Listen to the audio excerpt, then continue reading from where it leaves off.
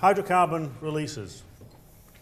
We talk about asset integrity, the asset integrity steering group that Jeff and I are a part of, and we're here as the communicators. There's a lot of people in the industry who are participating in this group. We have the steering group, of which there are some 20 people from many parts of industry. In fact, all elected safety reps, health and safety executive, oil and gas UK, offshore personnel, and of course leaders of the industry, some of which are in this room today. We have subgroups, which is Jeff is going to speak about in a moment. 4 main subgroups, consisting of anything between 8 to 10 to 50 people in the case of verification. So you can see we're heading towards 100 people who are directly involved in trying to make our business better in terms of hydrocarbon releases and, of course, asset integrity as the umbrella over it. We had an event here almost 2 weeks ago in this room. It was full to the back. Ken said almost 200. I think it was more than 200. And it really was a great event. It was great interaction, a lot of questions, a lot of real evidence of people engaging in this challenging subject. So hats off to all of those guys. In terms of the challenge, it's huge. We set ourselves an objective, which then looked kind of achievable. Now it's looking more difficult. We're a year away from the deadline we set ourselves. And 50% was a big target to set ourselves. And we did, and we're here, and we're making progress. Are we making enough? Never. We need to make more and faster. We're going in the right direction. But really, I think the tools and techniques and the work by the subgroups in industry has really taken us into that direction. So, in terms of asset integrity beyond HCRs, there's 2 further work programs underway. KP3 highlighted the need for better verification and better TA operations and contribution. And Steve talked about that earlier, Steve Walker. So we have 2 further groups, the role of the technical authority and verification and assurance. 2 important fundamentals that really are foundations for the business we operate. The technical authority work group is relatively new. It was set up in Q4 last year.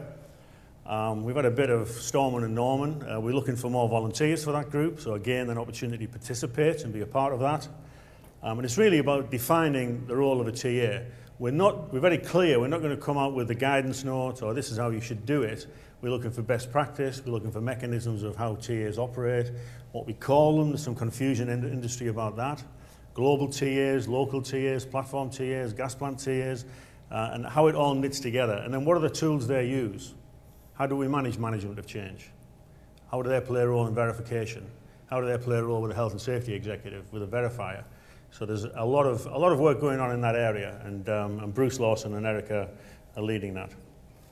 But really looking at it to be more uniform. It's been identified as an issue across this industry. It's been endorsed as an issue by the health and safety executive, and we take that on board and we're acting on it. Assurance and verification, as Jeff said earlier, our most mature group, I think was quoted there's been more than 50 people involved in this group. Very complex. Jeff and I are now impatient, and we're looking to bring some fire to the completion of the exercise, which applies in a number of other areas. I mean, an example was the DVD that Jeff spoke about. We were given September that it'll be ready. Well, it's January. Why September? So it's now April. And it might not be the polished, 105%, but we need to get the message out into the marketplace and out into our industry, onshore and offshore. So that's an example. So we're now really pressing the guys to complete. And we've got a lot of fantastic people. That the engineers engineer, and we all know what that means. It can take a bit longer to get the last 5–10%. So we're really working that to get things out into the business and to help us. Improving the recognition of the value of verification and what we do with it. What is the role of the independent verifier? Where does it start and where does it stop? What do we have as duty holders and operators have a responsibility for? You can't rely on as a verifier to say, yeah, you're okay, guys. You've got to make sure you're okay yourself. It's our responsibility, and they verify that on a selected basis. Getting common practice, raising the importance of safety critical equipment, how we measure backlog, how we do maintenance, and how all that fits together and how we're measured by the DNVs and the Lloyds and so forth in the world. So excited about that, and we've got some documents which we don't want to sit on the shelf, taking Ken and Martin's point, which is a suite of guidance documents.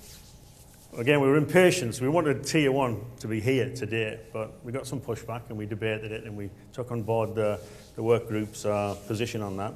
So there'll be three flyers. One flyer which will be senior management summary and a workforce summary. If we did a survey as what does independent verification mean in the industry, I think we get a pretty poor response. And it'll be very mixed and it'll be unclear. So the purpose of this is for ourselves and our management teams and middle management to really understand what this is about. The second one won't be that different. It'll be aimed at the workforce and offshore and onshore locations, so they understand it and they can play their part, the same as the senior management.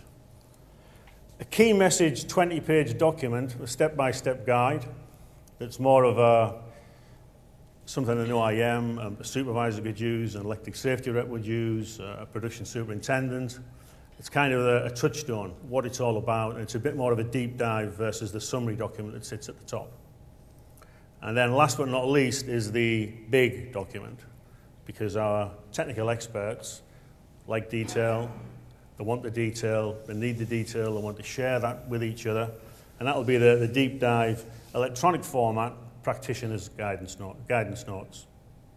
And again, we're not saying this is how you will do it and this is how you won't do it. This is guidance, and a lot of powerful individuals, a lot of brain power is being exercised on this, and a lot of value can be exerted from it.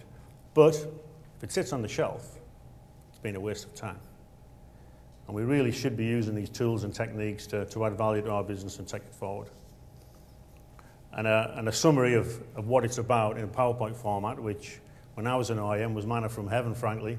When you get your weekend safety brief and you've got something that means something that's tangible, we'd look for that to be cascaded through the industry in all of the forums. And again, the end of April. And there's some arms being twisted and publishers being blamed, but we're working on that.